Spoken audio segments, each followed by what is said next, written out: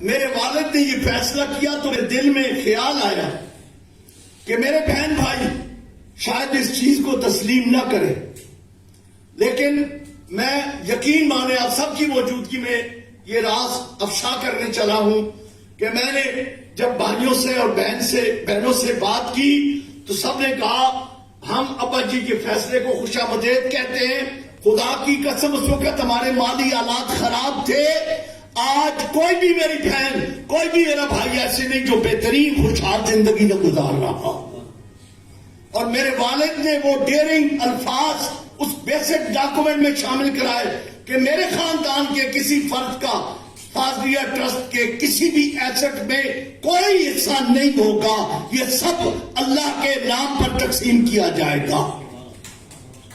آج بھی میری زندگی کے جو میرے قریب رہنے والے لوگ ہیں، اور میں خاص کر کے اپنا گواہ بنا کر کے پیش کرتا ہوں میجر ممتاز کو، بحمداللہ تعالی میں اپنی گاڑی میں سفر کرتا ہوں، بحمداللہ تعالی میں اپنی گاڑی میں پیٹرول اپنا استعمال کرتا ہوں، بحمداللہ تعالی میں عزم کہہ سکتا ہوں کہ فاضلیہ ٹرسٹ سے ڈائریکٹ اور انڈائریکٹ میں نے آج تک ایک پینی کا بینیفٹ نہیں لیا۔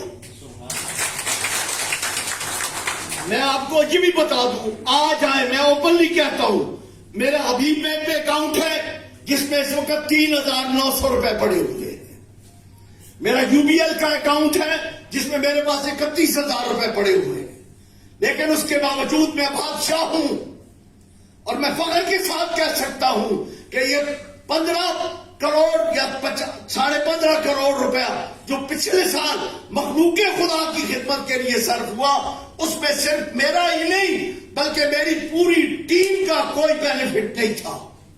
3% کیسے ہو سکتا ہے؟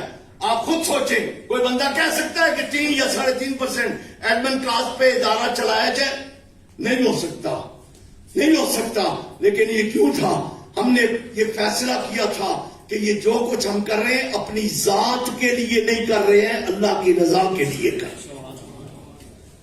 اب میں نے بات اور کرنی ہے، روحانیت، دین، اسلام، اس سب کی بنیاد محمد رسول اللہ کی ذات ہے۔ نبی پاک سرکار دو عالم صلی اللہ علیہ وسلم کی حدیث مبارکہ، لوگ اس حدیث کو اس کا ایک حصہ بیان کر کے ختم کر دیتے، خاموش ہو جاتے۔ میں آج وہ پوری حدیث آپ کے سامنے رکھنے لگا ہوں، اور وہ حدیث جو حصہ بیان کیا جاتا ہے وہ اتنا ہی بیان کیا جاتا ہے کہ خیر الناس من ینفع الناس، لیکن پوری حدیث بیان نہیں کرتے۔ راوی ہیں اس حدیث کے جناب حضرت عبداللہ ابن عمر رضی اللہ عنہما، وہ فرماتے ہیں کہ نبی کریم کی بارگاہ میں ایک شخص حاضر ہوا، اور حاضر ہو کر عرض کرتا ہے کہ اللہ کو سب سے زیادہ پسند کون لوگ ہیں؟ اب روحانیت ہو، دین ہو، اس میں عبادات ہو، اس میں مجاہدات ہو، اس میں جو بھی کچھ ہو، اس سب کا مقصد سوائے اس کے کچھ نہیں کہ بندہ اللہ کو پسند آ جائے۔ اللہ کی رضا کیا ہے؟ رضا الہی کیا ہے؟ رضا الہی سوائے اس کے کچھ نہیں کہ بندہ اللہ کو پسند آ جائے۔ اب یہ وہ بات تھی، یہ وہ سوال تھا جو اس شخص نے کیا کہ اللہ کو سب سے زیادہ پسند کون ہے؟ میرے نبی نے جو جواب دیا، فرمایا کہ ہاں، اور سے ایک سوال اور کیا، اور اسی طرح بندہ بھی کون سا پسند ہے اور کام رب کو کون سے زیادہ پسند ہے۔ اب سوال کے دو حصے تھے، ایک حصہ بندہ کون سا زیادہ پسند ہے، اور دوسرا حصہ کہ کام کون سے پسند ہے۔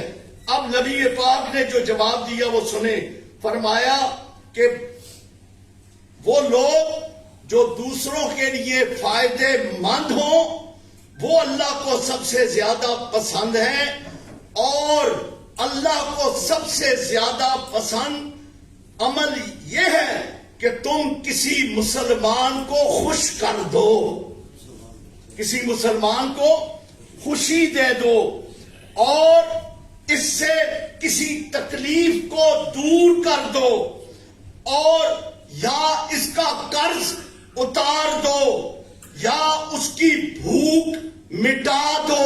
اور پھر نبی پاک نے فرمایا کہ میں خود اپنی ذات کے حوالے سے کہ میں اپنے کسی بھائی کے کام کے لیے جانا اس سے بہتر سمجھتا ہوں کہ میں 1 مہینہ اس مسجد نبی میں اعتکاف کروں.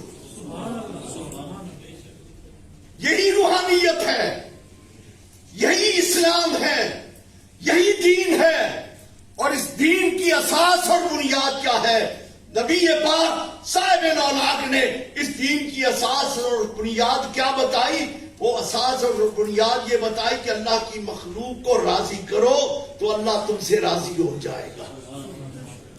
ہمارا مشن, ہمارا مقصد مخلوق خدا کو راضی کرنا ہے اور مخلوق خدا کی خدمت کرنی ہے. جہاں تک ہمارا ٹرسٹ کا تعلق ہے, میں یہ بات بھی آپ کو بتا دوں, اور میں نے مختلف واقعات ہیں اس طرح کے, لیکن میں نے جو اس واقعے کو آج آپ کے سامنے رکھنا ہے اس کو شیخ فرید الدین عطار, بہت بڑی ہستی ہے, بہت بڑے ولی اللہ بھی گزرے ہیں اور بہت بڑے ناصح تھے, پندنامہ شیخ عطار مشہور ہے ان کا. شیخ فرید الدین عطار نے اولیاء اللہ کے تذکروں پر ایک کتاب لکھی ہے, اس کا نام ہے تذکرۃ الاولیاء. اب اس تذکرۃ الاولیاء میں ایک واقعہ انہوں نے لکھا ہے, یہ میں آپ لوگوں کے لیے عرض کر رہا ہوں. اس میں وہ کہتے ہیں کہ حضرت جناب رابعہ بصری کی خدمت میں کچھ مہمان آئے, کچھ لوگ آئے اور وہ بھوکے تھے, اور انہوں نے آ کر کے کہا کہ ہمیں بھوک لگی ہے. آپ نے انہیں بٹھایا اور اس وقت ان کے گھر میں 2 روٹیاں پکی ہوئی تھی. اب انہوں نے وہ 2 روٹیاں لائیں, رکھی, لوگوں نے کھانا شروع نہیں کیا تو باہر سے دستک ہوئی اور ایک شخص آیا اور اسے کہا میں بھوکا ہوں. جناب سیدہ رابعہ بصری نے وہ 2 روٹیاں اٹھائیں اور اس بندوں کو دے دی. اب وہ جو مہمان تھے وہ حیران تھے کہ پہلے تھوڑی چیز تھی, چلو وہ بھی نوالا کر لیتے, وہ بھی انہوں نے دے دی. اب وہ خاموش ہو کے بیٹھی انتظار میں, مہمان بھی بیٹھے ہوئے ہیں کہ اتنے میں ایک اور کنیز آئی اور اس نے اپنی مالکن کی طرف سے 18 روٹیاں لا کر کے جناب رابعہ بصری کو پیش کر دی. مہمان بھی خوش ہو گئے, 18 روٹیاں آ گئی ہیں. انہوں نے کہا واپس لے جاؤ, یہ میری نہیں ہے, یہ میری نہیں ہے, ان کو واپس لے جائیں. اب وہ جب واپس کر دیا تو مہمانوں میں سے ایک نے کہا کہ جناب یہ آپ نے کیا کیا, اچھا بلا رزق آیا تھا آپ نے واپس لوٹا دیا. کہنے لگا رزق آنا ہے, ابھی ٹھہرو, آنا ہے. تھوڑی دیر گزری کہ وہ خاتون دوبارہ آئی اور اس نے کہا جی آپ ناراض نہ, 2 روٹیاں گھر رہ گئی تھی, گنتی کرنے میں مجھے غلطی لگی, 2 اور بھی ہے 20. انہوں نے کہا رکھ دو. اب ان مہمانوں نے پوچھا کہ جناب یہ کیا راز ہے کہ 18 نہیں لی اور 20 لے لی؟ فرمایا 18 میرے حصے کی نہیں تھی, اس لیے کہ میرے ساتھ میرے رب کا اس دنیا میں وعدہ 10 گنا کا ہے, اور میں نے وہ 2 روٹیاں اس واسطے اللہ کو دی تھی کہ مجھے تمہارے لیے 20 روٹیاں چاہیے تھی. 20 روٹیوں کے لیے میں نے, یہ تھا ایمان اللہ کی ذات پہ. آپ حضرات نے جس مہربانی کے ساتھ, جس محبت کے ساتھ, جس پیار کے ساتھ اپنا اپنا حصہ پیش کیا ہے, میں یقین کے ساتھ کہتا ہوں کہ اللہ تبارک و تعالیٰ آپ کو اس جہان میں اس کا 10 گنا ضرور دے گا. اور رہ گئی یہ 10 گنا نہیں, کروڑ گنا نہیں, بالکل نہیں, لیکن آپ یقین فرمائے کہ کسی ایک پریشان حال کے چہرے پر اگر مسکراہٹ آ گئی نا تو میں اللہ کو گواہ بنا کر کہتا ہوں میرا اللہ تم سے خوش ہو جائے گا. اللہ تبارک و تعالیٰ آپ کو سلامت رکھے, اللہ آپ کو خوش رکھے. میں ایک بات اور عرض کر کے اپنی بات کو ختم کرتا ہوں کہ ہم نے باضابطہ طور پہ دربار عالیہ گڑھی شریف خانقاہی نظام کا ایک ایسا اللہ کے فضل و کرم سے ایک ایسا مرکز ہے روحانی کہ جہاں سے دین اور دنیا دونوں کے حوالے سے یکساں کام ہو رہا ہے. ہم نے انفارمیشن ٹیکنالوجی کو استعمال کرتے ہوئے بحمد اللہ تعالی ہر ایک فرد جو بھی درگاہ سے وابستہ ہے اس کی رہنمائی اور اس کی تربیت کا پورا اہتمام کیا ہے. اس کے لیے بھی ہمارا جو پلیٹ فارم ہے وہ بزم چشتیہ فاضلیہ. اب بزم چشتیہ فاضلیہ پہ ہم لوگ کام کر رہے ہیں اور ہمارا جو کام ہے وہ یہ ہے کہ جو مسجدیں آپ نے دیکھی یہ 12 مسجدیں بن چکی ہیں اور 3 غالباً انڈر پروسیس ہیں جی.